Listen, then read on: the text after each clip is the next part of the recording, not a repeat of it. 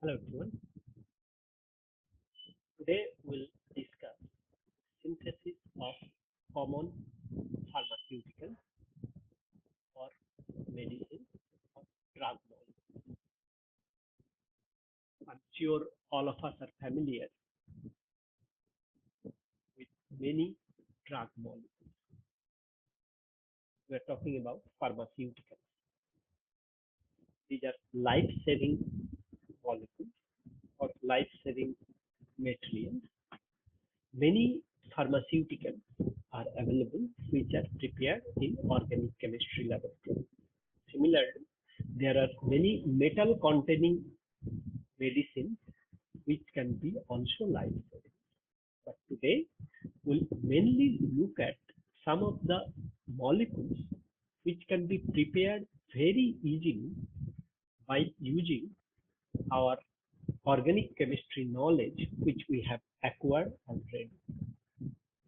Let us look at some of the most famous ones. All of us are familiar with paracetamol, ibuprofen, aspirin, right? Naproxen, ranitidine. These are very simple organic molecules, and these are prepared by using sometimes one step to up to 6 or 7 step synthesis from readily available starting material. As you all know, ibuprofen is analgesic. That essentially means that it's a painkiller, right? And also it is anti-inflammatory. We'll look at in a moment their synthesis. Paracetamol, on the other hand, is analgesic, used almost for every purpose, every little bit pain. There are people who use it quite a lot. Sometimes they end up abusing. So please do not use the medicine unless it is prescribed by doctor. Don't take over-the-counter medicine whenever you feel that something is wrong with you. You can take any of these medicines, or I would say no medicine one should take without prescription or without the need which is justified by the doctor. Aspirin, once again, heavily used, I would say abused maybe to a greater extent. It is an analgesic as well as anti-inflammatory. All these are available over the counter.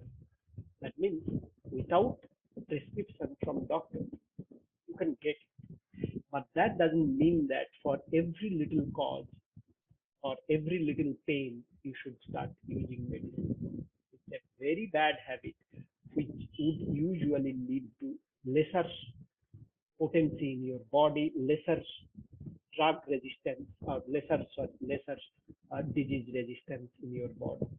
So please do not once again take the medicine without prescription. There is imipramine, which is antidepressant. Again, these are the medicine one should not take without consulting the doctor. I think in India, we need to do better in terms of sale of the medicine. Sometimes a lot of medicines are available without proper prescription, which need to be stopped. And all of us being educated, we should try our best to tell people that consuming medicine without proper reason is something not desirable at all. Chloramphenicol, it is an antimicrobial. We'll see in a moment how one can synthesize this molecule. Quite interestingly, naproxen, which is NSAID, will also see how to prepare it very, very simple. Finally, we'll see the synthesis of ranitidine, which is an antacid. Let's look at paracetamol synthesis first. Once again, paracetamol is an analgesic, means painkiller basically. You take paracetamol quite often, I believe. It's one of the most used medicine. Synthesis is easier, I would say. You take the 4-aminophenol, which is one of the cheapest molecules you can get in organic laboratory. You react it with acetic anhydride to give paracetamol. One step synthesis, simplest synthesis, almost anyone should be able to synthesize. Without even knowledge of organic chemistry, one can synthesize this paracetamol. It can be prepared in metric ton scale. It has been prepared in huge scale in industry. Things are nice, simple. A synthesis which is easier or better than this is difficult to imagine. Of course, there are many different approaches one can think of,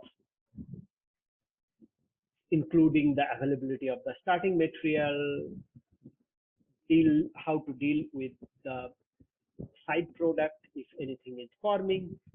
I think this method that is outlined here is unbeatable. This is the one which is used most often.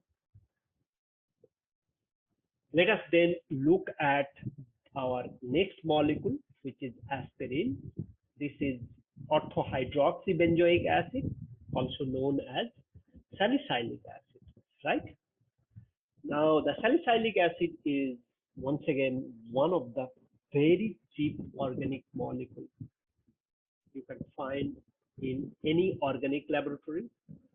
It is not a surprise that therefore by using this salicylic acid, acetic anhydride treatment gives you aspirin, and this is the method which is used industrially. I would say there is no need really to look for an alternative method to prepare this molecule. It works beautifully, and these reactions are quite powerful to prepare this simple drug that is aspirin.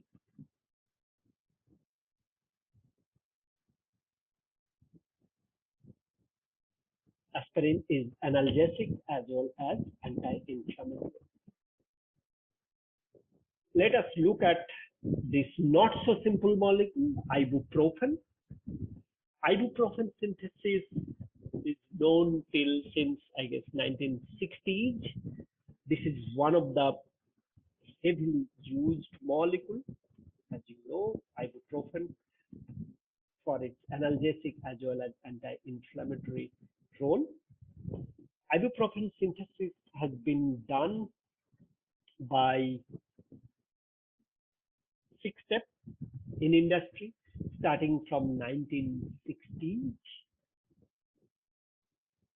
This is the famous boot process. The starting material, although I am showing here isobutyl benzene, but you can prepare it from benzene, simple benzene. You can start with and do a Friedel-Crafts reaction. Friedel-Crafts alkylation reaction you can do with benzene by using propylene. You take benzene, react it with propylene in presence of aluminum chloride to get the Friedel-Crafts alkylated product, that is isobutyl benzene. Now, this is very cheap to prepare. What you do, next step is the Friedel-Crafts acylation, Friedel-Crafts alkylation followed by Friedel-Crafts acylation. Once again, by using aluminum trichloride. You do this reaction, okay? Double Friedel-Crafts reaction, or the product with an alkyl as well as acyl. Subsequently, you react it with this ethyl chloroacetate in presence of a base sodium ethoxide, right? So you deprotonate it and attack it on the ketone to get this epoxide intermediate, which then one can hydrolyze to get this branched aldehyde. One can think of preparing this branch aldehyde by many other methods, such as if you have an olefin is there, branch hydroformylation one can do. Let's not get into the other possible routes by which you can synthesize this intermediate. This is, I think, quite an interesting method to prepare it. You prepare this intermediate by this method, and no metal free so far, and you then use this hydroxylamine to give the aldoxine, which upon treatment with acetic anhydride heating condition gives you the corresponding cyano intermediate. So in the ibuprofen, then we can synthesize this ibuprofen in the boot process by following this excellent procedure, which is 6 steps and gives the product in excellent quality. Now, if we are looking at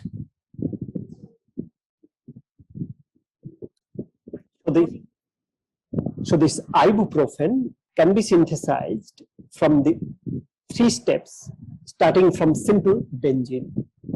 This is known as the boot process that is known since 1960s. It is a very effective process. Indeed, industrial preparation of ibuprofen started with boot process. But in the next slide, you will see a modified version of this, where we find that ibuprofen can be synthesized only in 3 steps, as opposed to the 6 steps that you have seen in the last slide. Once again, here also, we start with benzene, the simplest possible starting material. We take benzene and we do a Friedel-Crafts alkylation reaction with propylene to give isobutyl benzene, just like in the last case. This Friedel-Crafts alkylation is followed by Friedel-Crafts acylation, where acyl chloride and aluminum trichloride is reacted with this isobutyl benzene to give this same double Friedel-Crafts alkylated acylated intermediate. This is the same intermediate as in both process. If we take this intermediate now in a little bit different sense, where we see that this ketone is reduced to the hydroxyl by using hydrogen gas and palladium on charcoal. It's a very effective method. Therefore, although it's the metal mediated process, industrially it is still viable and it has been followed.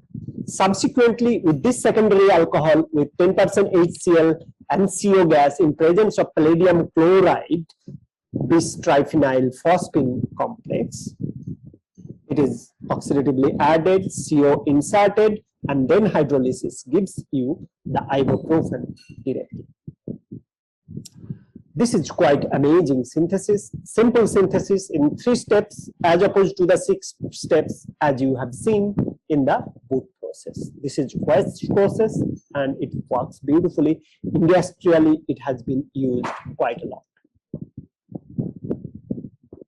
Now you have seen this analgesic, or this ibuprofen, which is used quite a lot in regular life.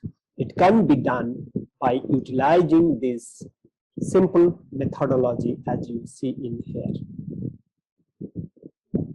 The basic difference between these 2 processes has led to this West process, which is more important, and it gives the product in useful yield despite having the metal mediated synthesis. Let us look at yet another powerful pharmaceuticals known as imipramine. It is antidepressant and it is used quite often. It is one of the best-selling antidepressant for some time. Imipramine is synthesized from dibenzazepine. As you see this tricyclic ring containing organic molecule, it is reacted with 3-dimethyl aminopropyl chloride. As you see on the right hand side, it's a simple nucleophilic substitution reaction, gives you imipramine in right one step, in one step only, which is fantastic. Imipramine, which is an antidepressant, can be synthesized from these two reagents by using this 3-dimethyl aminopropyl chloride and NH2 to give this product.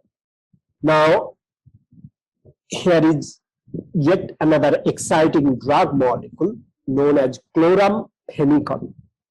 Chloramphenicol synthesis is a marvel in synthetic chemistry domain. It is started with a simple material such as this 4-nitroacetophenone. Chloramphenicol is a famous antimicrobial which is used quite a lot. As you can see in here, chloramphenicol has this CCl2 motif, CHCl2 motif, which is important. And this is a little bit complex molecule compared to what we have seen previously. The synthesis is straightforward, simple organic synthesis without any metal mediated process. We get this compound.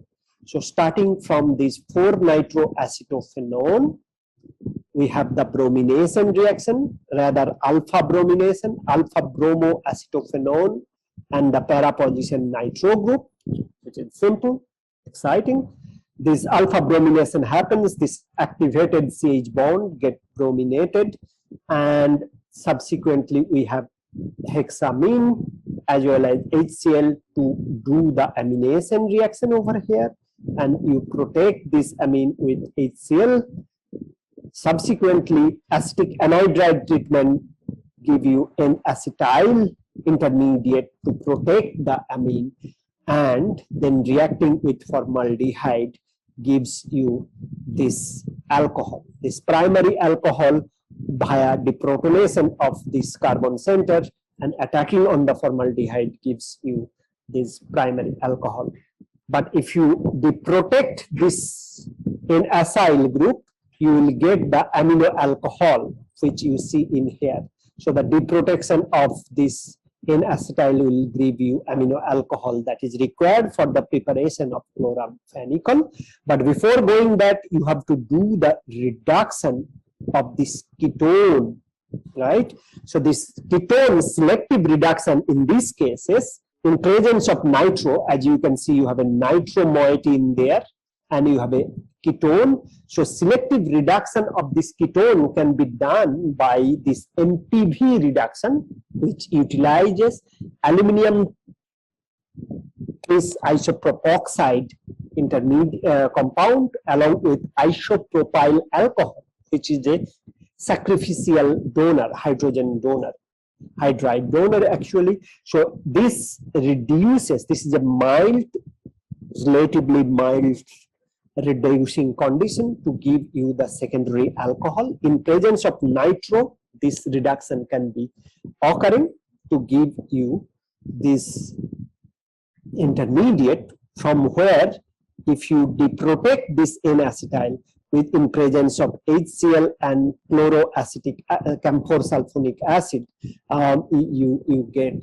this amino alcohol intermediate. From there on, it's just one more step, as you can see here with this simple reagent, you can get the chloramphenicol synthesis.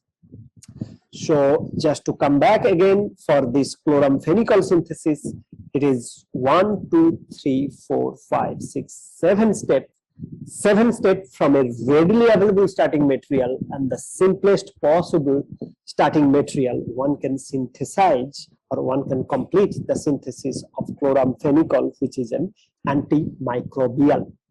You start with nitroacetophenone, do the bromination, convert it to amine, protect the amine, and then react it with formaldehyde, and then you get this this primary alcohol, and the keto group that you have over here, selectively you need to reduce it in presence of the nitro group. So you use MPV reduction procedure. Subsequently you remove the acetyl protection by acid hydrolysis with HCl and camphor sulfonic acid, and then you install this final COCH-Cl2 motif to give you the chloramphenicol, which is fantastic molecule if you look at for this sort of antimicrobial synthesis.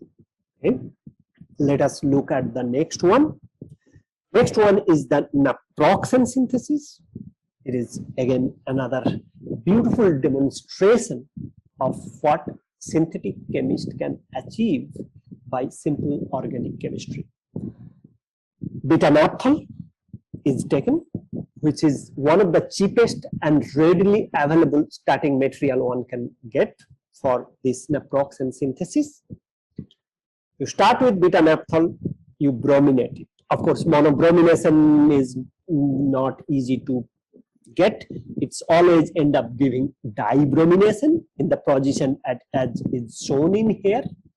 This dibromo, of course, we don't want one of these bromo that is in here. This bromine is removed by NaHSO4 treatment to give you this monobrominated beta-naphthol derivative.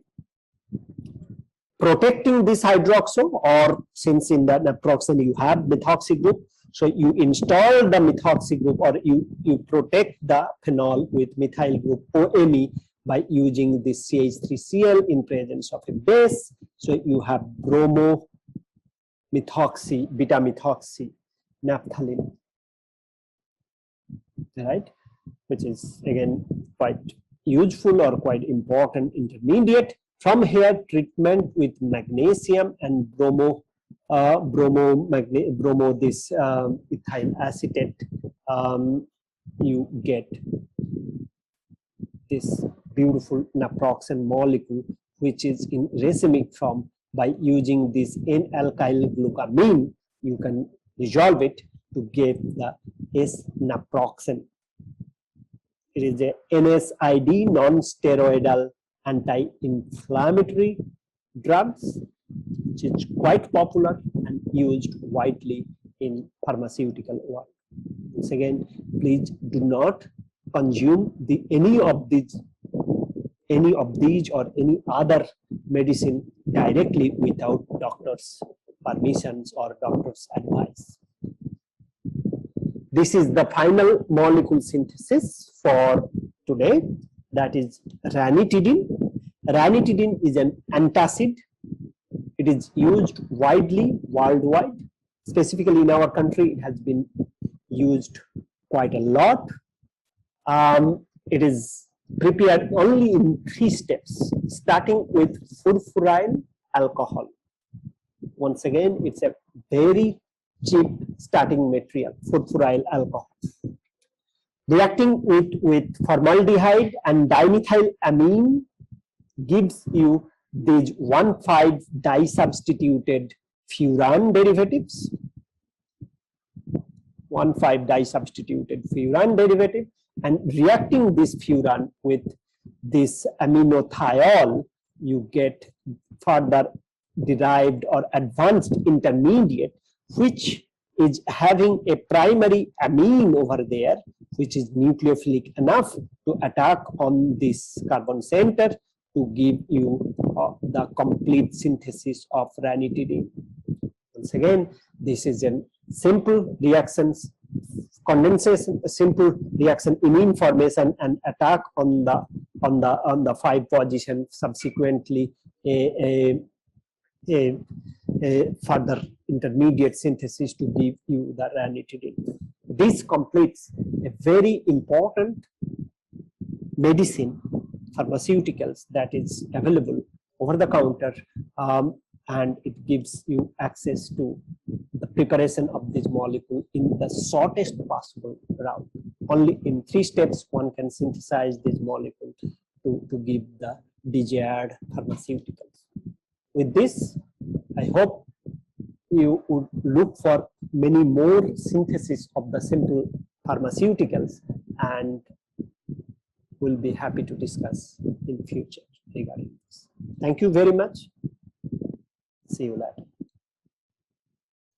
Here is the reference for this work, or any of these you can get from the internet as well. Here is the reference for all these synthesis.